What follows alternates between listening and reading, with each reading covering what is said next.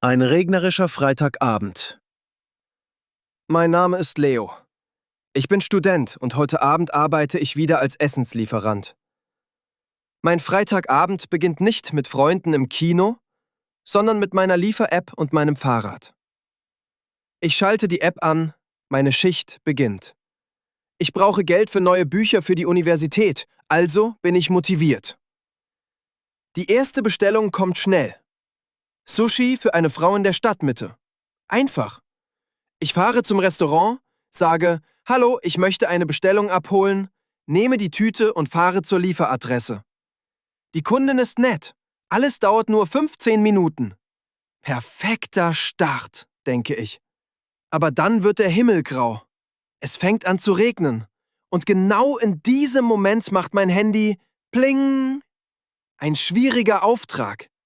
2 Bestellungen gleichzeitig. Eine Pizza, die heiß bleiben muss, und ein Salat, der kalt bleiben soll.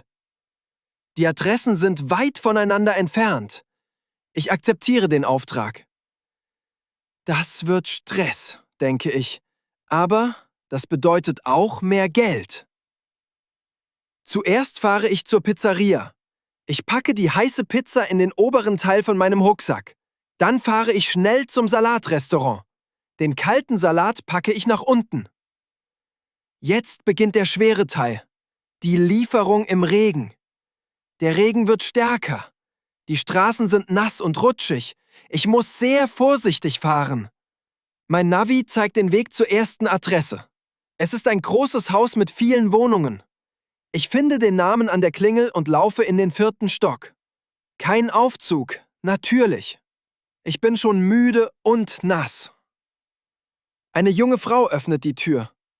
»Oh, Sie sind ja ganz nass«, sagt sie. »Vielen Dank, dass Sie bei diesem Wetter arbeiten.« Sie nimmt die Pizza und gibt mir 2 Euro Trinkgeld. Das ist für Sie. Ihre Worte und das Trinkgeld geben mir neue Energie. Ich laufe wieder die Treppe hinunter und fahre zur 2. Adresse.